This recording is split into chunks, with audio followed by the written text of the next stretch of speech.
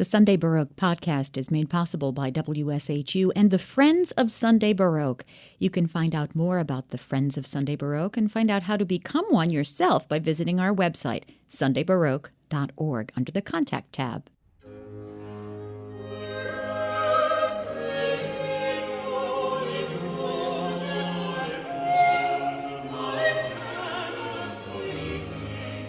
Soprano Sherezade Panthaki has achieved international success, particularly singing Baroque and early music. She earned an artist diploma with top honors from the Yale School of Music and the Yale Institute of Sacred Music, as well as a master's degree from the University of Illinois and a bachelor's degree from West Virginia Wesleyan College.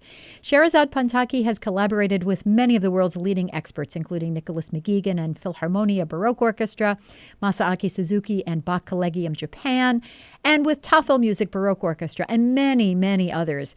Sherezade Panthaki joins me on Zoom to talk about her life as a musician. Welcome. Thank you so much. Such a great pleasure to be here. So things are starting to open up, but I'd like to start by asking how you have been managing over this last year with the pandemic. I appreciate that question. I am very, very fortunate to be one of the few, I think, who have had quite a steady stream of work during the pandemic in various ways. It hasn't been quite the same, of course, as it would be in a normal year. We haven't had the same kinds of concerts, but we've seen a lot of smaller, I think especially the smaller organizations, step up and try to create new kinds of content and new ways of engaging with audiences as well as artists. I mean, you know, it's we all exist in this ecosystem together. And so, you know, I've collaborated a lot with groups across the country, doing virtual recordings. One of the most enjoyable has been with Les Délices in Cleveland. The wonderful Deborah and Iggy has done such a fantastic job curating a series, an online series, and I've done a lot of collaborations with them as well as some other groups. I have done a few self-accompanied recitals of sort of Dowland and Purcell, Monteverdi, Strozzi, for public radio, for a couple of art series. I've also been guest lecturing quite a bit in Baroque music, in early opera, in Baroque performance practice and style for various schools, universities across the country. And my ensemble that I co-founded with a colleague of mine, the Kaleidoscope Vocal Ensemble, we've been fairly busy doing some guest lectures, putting together an online concert. I've also been teaching at Yale as I do, part-time. I'm music director for Yale's campus for the University Church during the summers because I have a background in choral music and church music as well. So I'm happy to say that things did come together at the start of the pandemic. I think like everybody else, you know, we all started looking into different careers, you know, and I thought, gee, I mean, should I, start teaching English as a second language? Should, online? Should I, start looking into an arts admin degree? What are some possibilities? And I'm really, really happy to say that, things worked out in a way that, I still felt quite fulfilled in different ways than usual. Good. Yeah, we've all learned to use technology in different ways, haven't we? That's right. I mean, what was Zoom, 12 months ago? I mean, I certainly wasn't using it actively then. Yeah. So I'm so glad that you mentioned self-accompanied, because I understand that you were actually quite an accomplished pianist before you became a singer. And I'd love to, can you untangle that and give us the sort of the arc of how you started learning music and how you got into singing? Oh, happy to. Yes, I was very fortunate that my mother was a really gifted amateur musician. She passed away when I was 8. But, in the first few years of my life, I was exposed to a lot of classical music. Both my parents, my mother and my father, really enjoy music. My father has even broader tastes than my mother did. He enjoys listening to old Hindi film songs and Hindi classical music, Indian classical music, but also, has a great love for Western classical music. My mother grew up in a house where there was a piano, and she and her 3 sisters all took piano lessons as children. And I grew up in India. India being a British colony, there was some of that holdover of, it was pretty common for, especially I think for young women, to take piano lessons. And when I was young, I had a soundscape of, Bach and Brahms and Handel and, such a rich tapestry of music. I would listen to my mother play. My mother and I would sing together. I think she figured out quite early that I was very musical. And she would, she'd pick a Christmas carol, for instance, and say, okay, now, I want you to make up a harmony to this. You know what harmony is supposed to sound like, So at the age of about 3 or 4, I have these very strong memories of singing with her. And learning to figure out sort of what made harmonic sense in music. And she was very keen that I start playing the piano. And, again, with India, having such a holdover from the British system, we had a series of sort of curated levels of exams through the Trinity College of London or the Royal College of Music. And I went through the Trinity system, where you have, graded levels of piano and theory and music history. And you sort of, you move through these levels. And I loved playing the piano. It just, I took to it right away.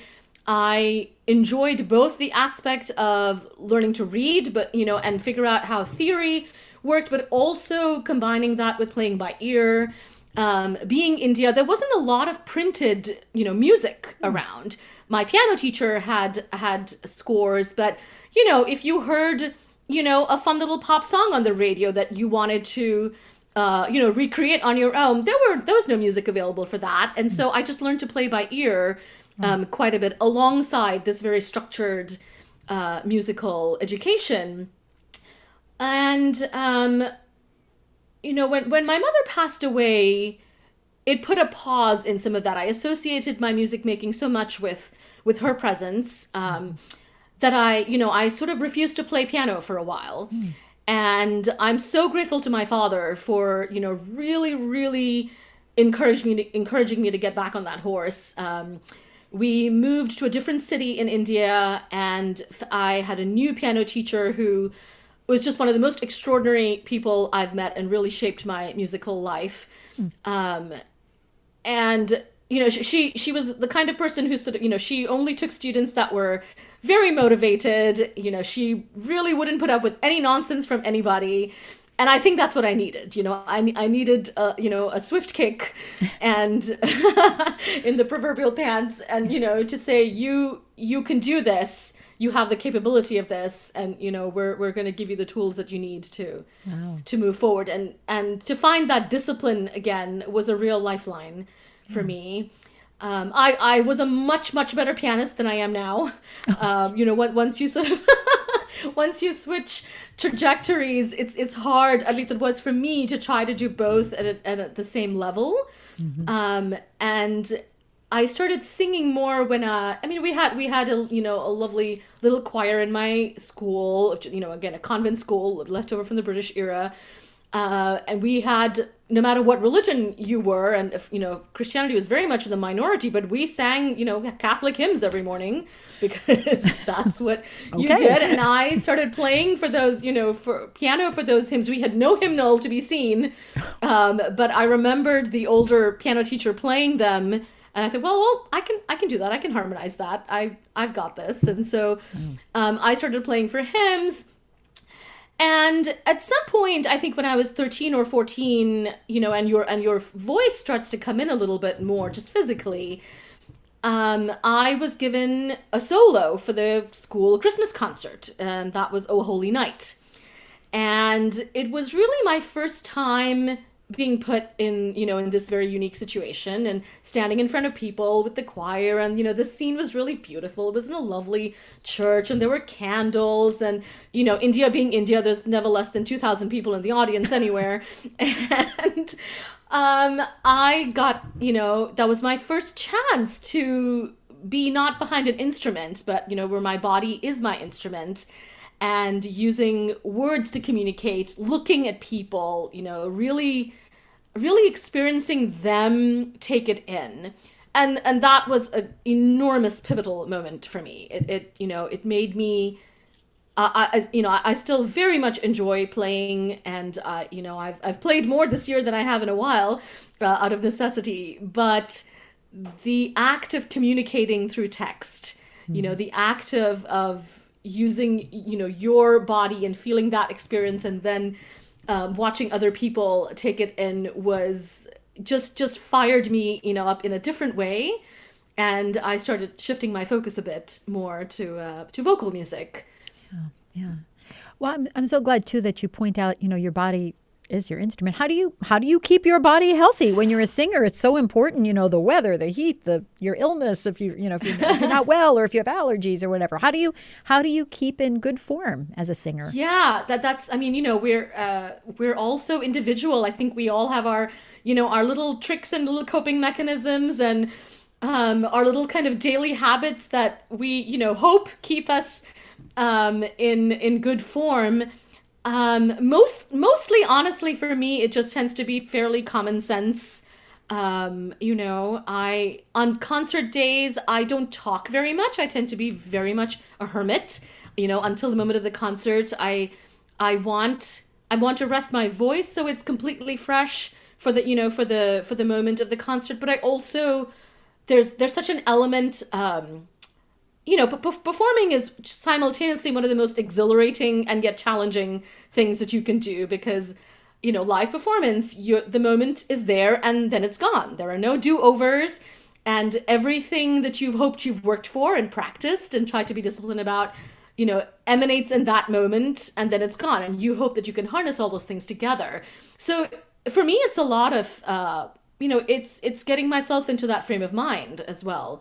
It's, mind and body. And we all know sometimes, you have to sort of push one against the other a little bit. You've got to, tell your mind to make sure your body does what it needs to do. Mm-hmm.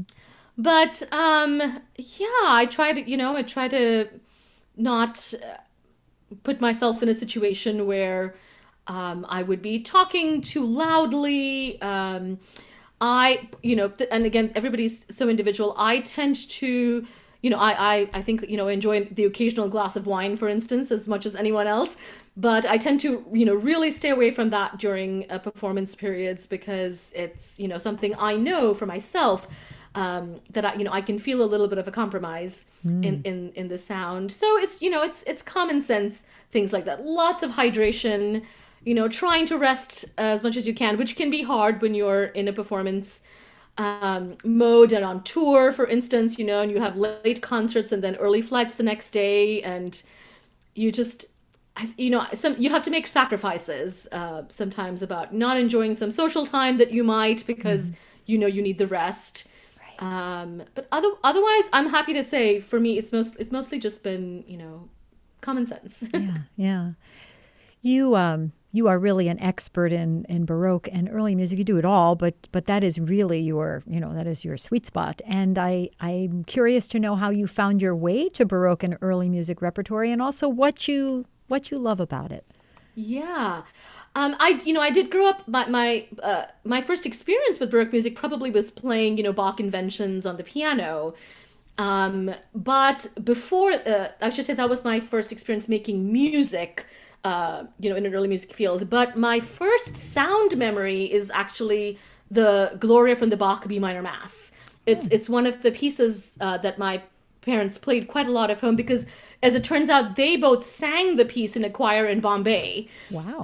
And so, they knew it really well. And so I listened to it, and, if ever something can get you fired up, I think it's that movement. It's the choir and the orchestra and this sort of dance feeling, and the trumpets and the oboes, and it's so joyful, and my ears apparently just latched onto it.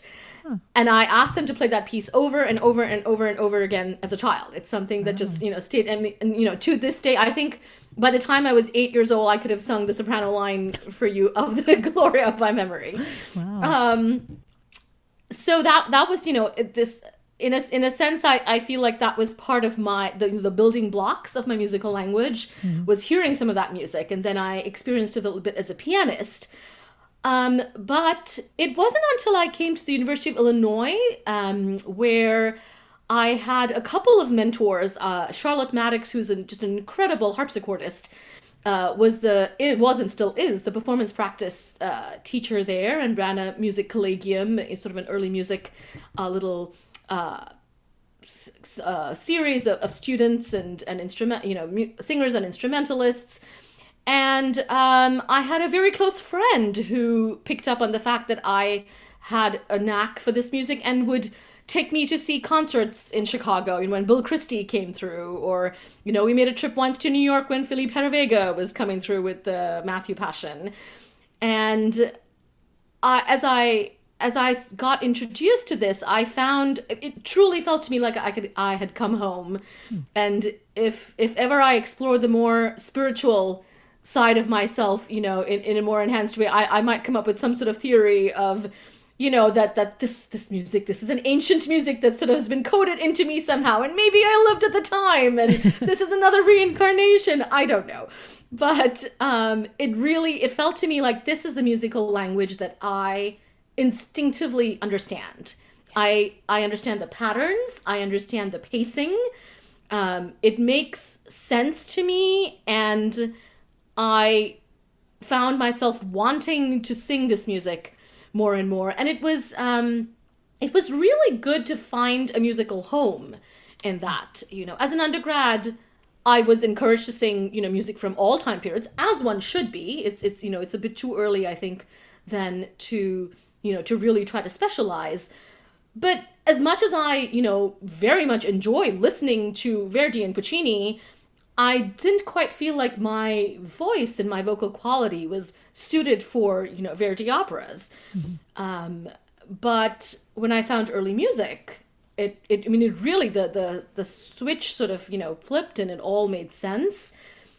Mm-hmm. Now, of course, there's the nature and the nurture bit. And while your brain can draw you to something, it takes a lot of study, and it takes practice. And I'm happy to say that, I got quite a bit of that. We also had a lovely Baroque group in town, funnily enough, called Bach, the Baroque Artists of Champaign-Urbana. Oh. And that was a great training experience for me, because I stayed on in Champaign-Urbana after my degree and was able to sing the solos in so many Bach and Handel oratorios. It was such a good experience training me for professional life. So that, 7 years later, when somebody called and said, we need someone to jump in for, Handel's Israel and Egypt. Like, well, I've done that. I can absolutely come in and just do that for you, because I had this, wonderful training experience. So it was a nice kind of confluence of circumstances that enhanced my love for early music and my desire to want to be better at it, to learn more about it. And that's what finally gave me the courage then to apply to Yale, to a program that specifically does deal in early music, which was another life-changing door, but that's a whole other topic. Yeah. So would you go over, I think people don't necessarily realize that there are different techniques, there are different issues about singing the Verdi operas versus singing Baroque music. So even just things like vibrato and pitch and whatnot. Could you talk a little bit about how a singer approaches singing this music that's different from opera? Absolutely. Some of it will depend on one's own individual vocal color. And that means, does your voice tend to be a little bit more bright, or does it tend to be a little bit, fuller? We all have our own natural sense of vibrato. A good vibrato should come from good, healthy breath technique. And some people's vibratos are just naturally a little bit quicker, and some people's are some people tend to, veer a little bit more towards a tone that is a bit more straight, and some have a tone that is a bit more full. So there are some sort of intrinsic physical differences that, one does take into account. But there's also quite a big difference in the way the music is structured, and in the pacing and the articulation, especially, of the music. When it comes to early music, and certainly with late Baroque music with Bach and Handel and Vivaldi, there is a certain sort of a dance element. There's things that you, for instance, might might a great example would be, for instance, that in Bach, the highest note of the phrase isn't necessarily the most important note of the phrase. But in Bellini and Puccini and Verdi, it often is. Usually, the way the music is constructed, it's leading you to that sort of climactic moment of the highest note being the most open and the broadest and the fullest, whereas that isn't necessarily the case when it comes to Bach and Handel. And so one learns to, adapt one's technique to make something else more important, to land musically, to bring us to a moment in the music that doesn't have to do with range, but has to do with the text, or has to do with the way the music is structured, or to bring out the rhythmicity of the dance element. When we think of later romantic music, we think of sort of a bel canto style, where the voice, in this instance, becomes truly the most sort of dominant texture of the musical ensemble.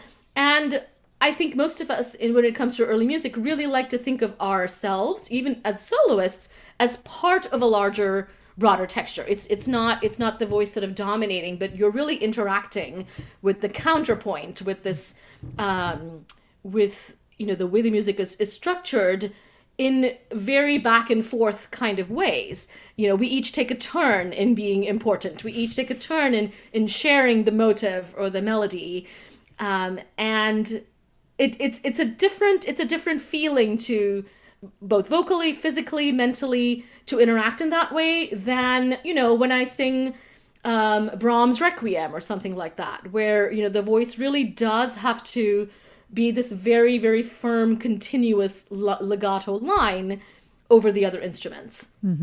I hope that gives us a little bit of context. Good. I do believe that good, healthy singing technique is good technique, and most singers, I think, tend to study bel canto technique because it keeps you on your breath and on your voice, and you don't manipulate yourself vocally into bad habits. And then once you've learned that, you learn to adapt it to some different styles of music. Yeah. So, I was looking at your repertoire list, and, obviously there's a lot of Bach and Handel and Vivaldi and Purcell and others like that. But I also noticed that you have quite a lovely representation of Antonia Bembo and Hildegard von Bingen and Anna Bonn and Barbara Strozzi and Elizabeth Claude Jacquet de la Guerre. Would you talk about these women and their compositions and, what you love about their work and what it means to you to perform it? Oh, absolutely. Barbara Strozzi especially, I think, is just one of my favorites. As a soprano, she is a really, really friendly writer for the soprano voice. She's so dramatic. And Barbara Strozzi, if my research brain serves me correctly, was, I think, the most published composer in Venice of her day. More than anyone else. And the same thing with Francesca Caccini, for instance, was one of the most celebrated opera composers of her day. And we all, I think, understand that it was a different time, and that while women were certainly as equally talented as men, there was an enormous dearth of opportunity and an enormous pressure put on them, and opportunities not afforded to them to practice their craft. But thankfully for us, some of these women managed to break through. Some of them had the right support and the right backing. Some of them had parents who encouraged them, or music teachers who encouraged them. And it's such a joy to find a woman's voice being represented in quite a sea of men's voices at the time. I think Elizabeth Claude Jacquet de la Guerre, for instance, some of her solo cantatas on such fascinating subjects like Judith and Esther, these women who are incredibly wronged. And to have a woman write about that, who surely must have felt, much of this persecution and much, so much working against her, to try to beat the odds, is such an amazing thing to have, Elizabeth Claude Jacquet de la Guerre's voice represented in this music. And I have, I have tried, very hard to uncover more and more music by these women, and I mean, it's some of my. I try to program them whenever possible. I love singing this. For a while, I was singing with a group in Boston that specifically focused on women Baroque composers and anonymous composers, a group called La Donna Musicale. And, so that was a chance to do some of Antonia Bembo. Right. It's one of the great things about early music is not everything has been recorded. And you so often have a chance to put your own mark and your own stamp on something.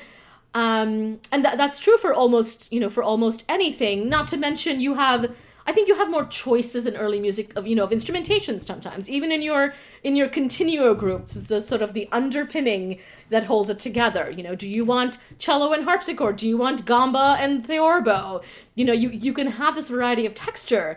But when it comes to the music of some of these women, I mean, some of this really hasn't seen the light of day in 300 years. And so you are literally inventing the wheel and making decisions as you go and, drawing on your experience and what's in the score and what we collectively feel as musicians we can do in the ensemble. So it's really a lot of fun to uncover some of those works and and find your voice through them. Yeah. So you've kind of come back home now. You're teaching at Yale. You mentioned that before, and That's right. This is all the things we've already talked about, and the things that you do in your career are ways for you to sort of bring that home for your own students now, to usher them into this world of professional music making. What do you love about teaching? What are some of the highlights for you? I absolutely love teaching, and here at Yale, the students that I teach are the graduate choral conductors. So these are students who are going to be working with voices, and hopefully are future conductors, future leaders of ensembles, and as somebody who really enjoys the sort of the minutiae of vocal technique, who's had to work through, as most singers, we've had to sort of work through our vocal technique ourselves. And so as somebody who enjoys that, it's important for me that my students understand what the foundations of good vocal technique are. It's also important for me that they empathize with the feeling of being a singer, in terms of, they'll be conductors, they'll be hiring soloists, and it's important that they know what it means for somebody to stand up there and use your body to sing and, prepare music and sometimes memorize music. We also explore a lot of repertoire from pieces that they might eventually conduct themselves someday. I have students that, for instance, say, well, one of my, bucket list pieces is to do the St. Matthew Passion. Can I work on the evangelist role with you? Somebody might say, I just want a real overview of some of the oratorios. I might conduct Mendelssohn's Elijah someday, or Brahms' Requiem. Can we work on those pieces? And so in this particular instance, it's really a lot of fun for me, because we get to work on technique. We get to, hone their understanding of how voices work, how they should talk to their own choir members and ensemble members, and then explore a lot of repertoire. And so, I'm not necessarily preparing them for professional solo life, but I do have private students that I am doing that for, and that's, they're at various levels. I have students going off to graduate school now, and getting them ready for auditions and roles. It's being a teacher means having 100% of your focus on somebody for 60 minutes at a time. I mean, you're taking in absolutely everything that they are doing with their bodies, with their breath, with their posture, with their phrasing. How can your technique serve your musicianship? It's something, it took me a while to figure out. I'd listen to recordings of myself, early on, and say, oh gosh, well, that didn't sound like what I thought it was sounding like in the moment. Here's what I thought I was doing, but I didn't have the understanding yet to make my technique serve the expression that I wanted. So it's this great, brain puzzle challenge every lesson of, with everybody's individual body and individual voice. And, we look at the space in your throat and the space in your head and the angle of your cheek and this lift of the soft palate and the posture and the support. And no lesson is ever the same as anyone else's, and it's really fun for me to kind of put these pieces of a puzzle together. Yeah, and I would think for someone who is as naturally talented as you are, you from the time you were just a little girl, having this aptitude, is that harder? If it comes naturally to you, is it harder to try to explain it to someone else? Well, in my case, yes, there was that. I was singing quite early, but it took a lot of work on my own part as well for me to figure out the full capabilities of what my specific instrument was able to do. Have had wonderful teachers over the years, and in the past, almost 10 years, I've worked with somebody in New York who has really sort of opened my mind up to sort of understanding what my body can physically do to create the sound that I want. So it's been a real learning experience for me, which is one of the things that has made me very passionate as a teacher about communicating, this technique. I want people to not sound like anyone else that they've heard, but to feel like they are using their body's full potential in the best way possible. And you have to experience that yourself. No two people are alike. Yeah. So what are you passionate about? What are you excited about at this moment? Is there some special project you're looking forward to, or some repertory that you're hoping to tackle or planning to tackle? Oh gosh, there are so many. I'm about to record some soprano bass cantatas in San Francisco next week in the Bay Area with a group from within Philharmonia Baroque called the Cantata Collective, that that's really are focused on doing Bach concerts and recordings. And the following week, I will be in Vienna, Austria, to work on Handel's Alexander's Feast with the Wiener Academy in this beautiful hall. It'll be my first time with choir and orchestra and audience in the same space, and I'm so looking forward to that. Handel oratorios are very much part of my bread and butter, and this piece has some glorious music for soprano. So I am really excited that concerts seem to be coming back. I hope that people have a feverish anticipation for live performance and wanting to go to concerts and feed their souls in that way. But in the last couple of years, I also have co-founded an ensemble with a colleague of mine, Ariana Bella, and the ensemble is the Kaleidoscope Vocal Ensemble that focuses on diversity and excellence in early music and in new music.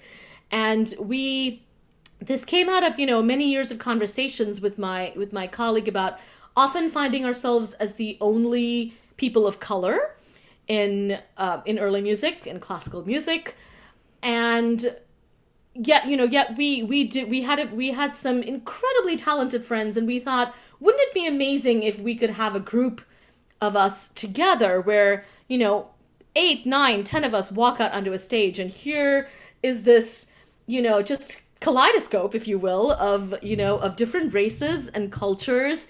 And people, what a strong visual representation that would be for our audiences, but also for students.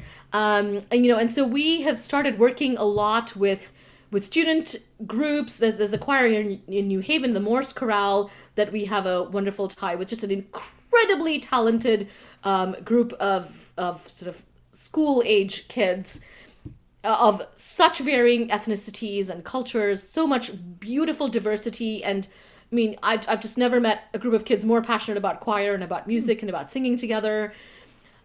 We really want to sort of show that diversity and excellence go hand in hand, and that one isn't defined by, somebody else's cultural expectations of you. I'm from India and I was born and raised there. I mean, I didn't leave there till I was 17 or 18. And why does that mean that I shouldn't, explore early music? Why does that mean I shouldn't devote my life to the study of Bach? I think there is, like it or not, there is some ingrained, cultural expectation of people of people that are minorities. And I want to want to do my part in trying to dispel that, making sure, we all have access, we all have equity, we all have role models.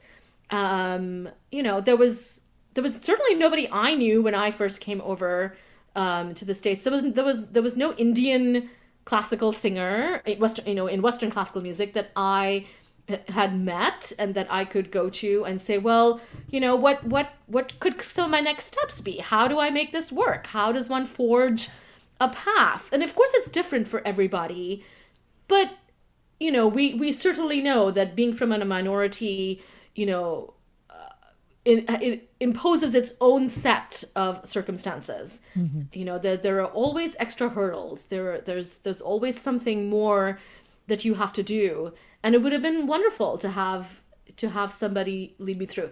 That isn't to say that, I am so grateful to those who have mentored me along the way, and no one is an island, and I certainly couldn't have done any of this myself. I have been very nurtured by some key people in my life, and I'm truly grateful for that.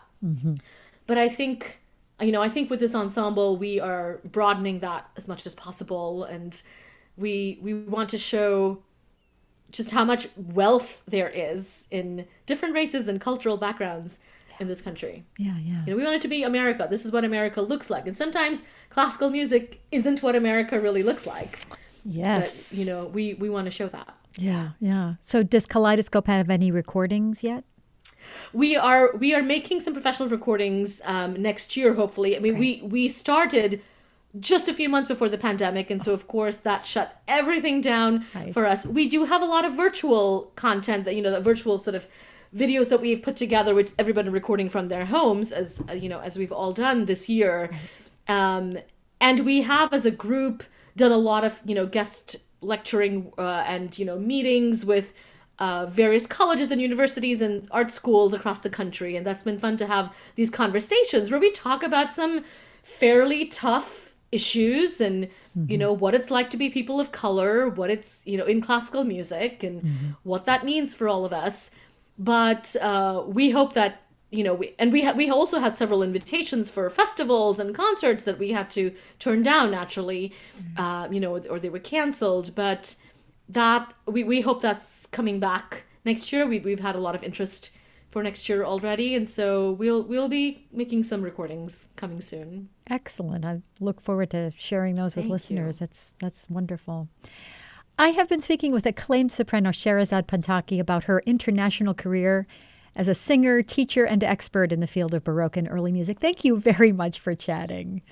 Absolutely, my pleasure. Thank you so much for having me. I am a huge fan of Sunday Baroque. Oh, it's been one of my weekly pleasures. So thank you for doing what you do. Oh, thank you.